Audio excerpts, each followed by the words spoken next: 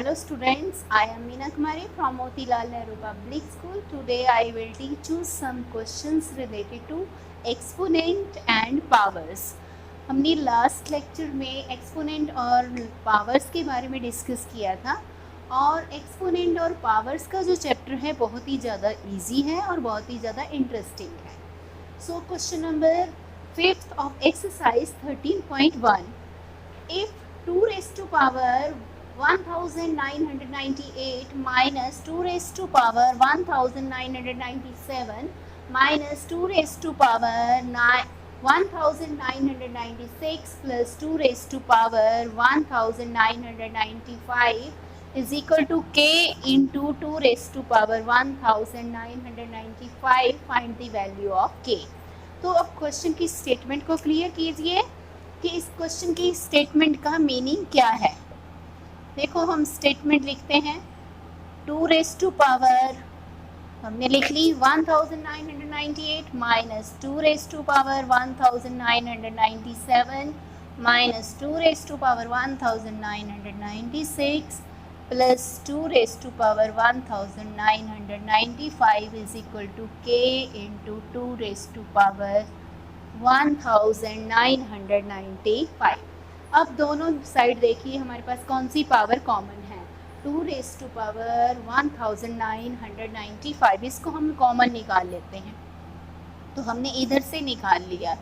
देखो जब आप इस साइड से निकालेंगे तो 2 रेज़ टू पावर 1995 को आपने कॉमन ले लिया. अब यहाँ देखिए 98 है तो 95 में 3 ऐड करते हैं तो हमारे पास 98 आता है. तो हमने 2 रेज़ टू पावर 3 बच गया हमारे पास माइनस यहाँ हमारे पास यहाँ 97 है. हमने 95 कॉमन लिया है या 1997 मीन्स हमने 1995 कॉमन ले लिया. यहाँ 97 यहाँ 95 तो हमारे पास 2 की पावर 2 बच गया 2 रेज़ टू पावर 2 माइनस यहाँ से क्या किया हमने 95 को कॉमन ले लिया तो हमारे पास 2 की पावर 1 बच गया तो 2 रेज़ टू पावर 1 प्लस अब इसको आपने बाहर ले लिया. बाहर लेने का मतलब क्या होता है आपने जो भी ये नंबर्स हैं इन सभी नंबर्स को 2 रेज़ टू पावर 1995 से डिवाइड करना है. तो अब आपने यहाँ से ये डिजिट बाहर ले लिया. बाहर लेने का मतलब है इसको आपने इस बाहर वाले कॉमन डिजिट से डिवाइड किया तो आपके पास क्या आया 1 बच गया ना. यहाँ पे 2 की पावर नहीं बचेगा. यहाँ पे क्या बचा ओनली 1 बच गया. और यहाँ पे आपके पास क्या है k into 2 raise to power 1995. अब आपने क्या किया इसको आप दूसरी साइड पे ले गए और इस साइड आपके पास क्या बच गया 2 raise to power 3 2 raise to power 2 minus 2 raise to power 1 plus 1 is equal to k into 2 raise to power 1995 by में 2 रेज़ टू पावर 1995. ये आपने काट दिया तो k में देखिए अब आपने वैल्यू लिखनी है 2 की पावर 3 मीन्स 2 इंटू 2 इंटू 2. 2 की पावर 2 मीन्स 2 इंटू 2 2 को 2 बार लिखना है आपने. 2 की पावर 1 मीन्स 2 प्लस 1 ये किसके लिए वैल्यूज़ आ जाएंगी k के लिए. सो k की वैल्यू क्या बन गई 2 को 2 इंटू 2 इंटू 2 आपके पास 8 आ गया माइनस 2 इंटू 2 इंटू 2 क्या आया 2 को 2 बार आपने किया 2 इंटू 2 तो आपके पास क्या बन गया 4. यहाँ अकेला 2 है और प्लस 1.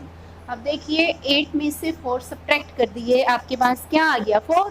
4 में से 2 सब्ट्रैक्ट कर दिया 2 और 2 में 1 ऐड कर दिया तो आपके पास क्या आ गया 3. तो k की वैल्यू हमारे पास क्या बन गई 3 बन गई. Next question number 6. इवेल्युएट 2/3 की power 2 multiply minus 2 raise to power 3. तो सॉल्व कैसे करेंगे हम. सबसे पहले देखिए 2 रेज़ टू पावर 2/3 की पावर 2 मीन्स 2/3 मल्टीप्लाई 2/3 और minus 2 raise to power 3 means minus 2 into minus 2 into minus 2. अब देखिए 2 2 जा 4 3 3 जा 9 इंटू 2 इंटू 2 इंटू 2 नेगेटिव है हमारे पास माइनस का साइन ऑड में है तो हमारे पास 8 क्या आ गया, नेगेटिव आ गया, -8। तो 4 को -8 से मल्टीप्लाई कर दिया, -32 बाय में 9।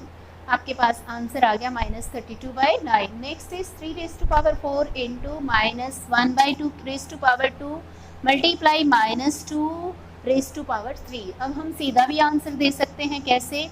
3 raise to power 4 means 3 into 3 into 3 into 3। हमारे पास कितना बन गया? 3 3 जा 9, 9 3 जा 27, 27 3 जा 81। अब हम सीधा भी इसकी प्लेस पे 81 लिख सकते हैं। Multiply -1/2 into -1/2। जब इनको मल्टीप्लाई करेंगे तो क्या आ गया? 1/4।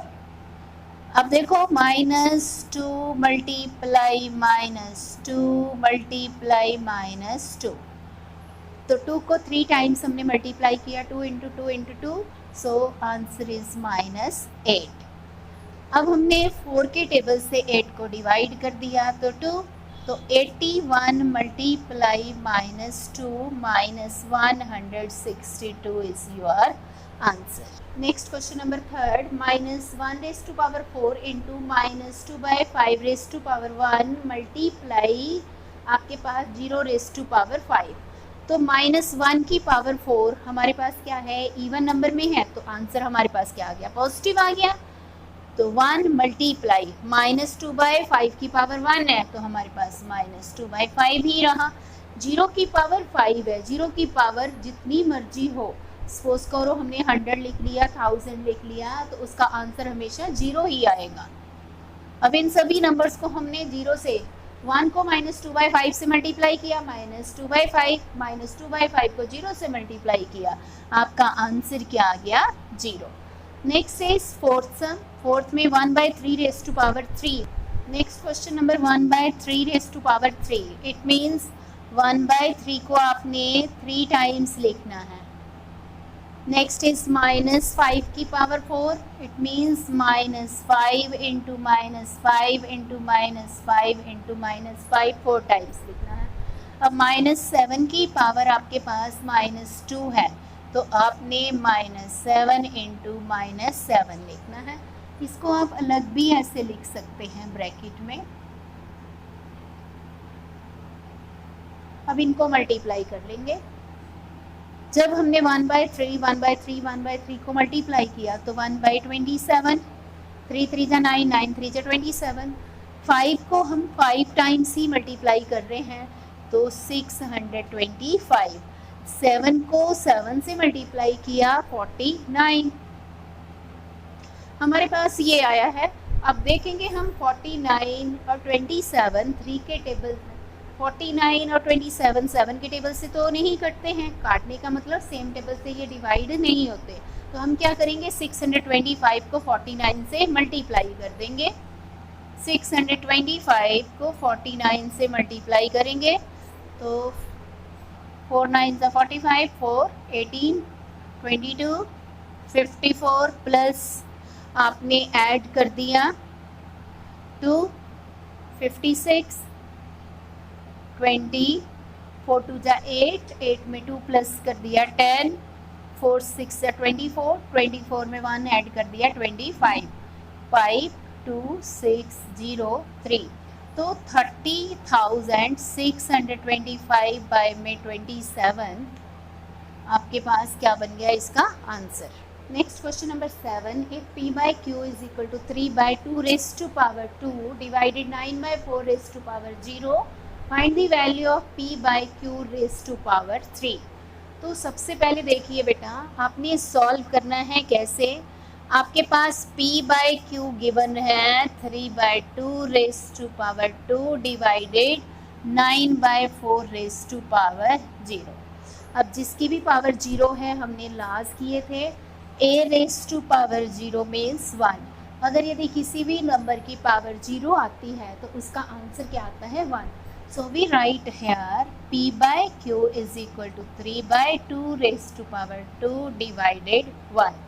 3/2 raised to power 2 को हमने 1 से डिवाइड कर दिया तो आपके पास क्या बन गया 3/2 raised to power 2। अब इसको आप सॉल्व कर लीजिए। 3/2 इंटू 3/2 9/4। ऊपर पावर 2 है तो 3/2 को हमने 2 टाइम्स लिखना। 3/2 इंटू 3/2 9/4। अब आपने फाइंड आउट क्या करना है, p/q रेज टू पावर 3। तो अब आपके पास p/q की वैल्यू 9/4 है, तो अब आप p/q की पावर 3 की वैल्यू निकालेंगे। So 9/4 raised to power 3. It means 9/4 multiply 9/4 multiply 9/4. तो आपके पास 9 9 81, 81 9 729, 4 into 4 into 4 64. So your answer is 729 by 64. And that's all.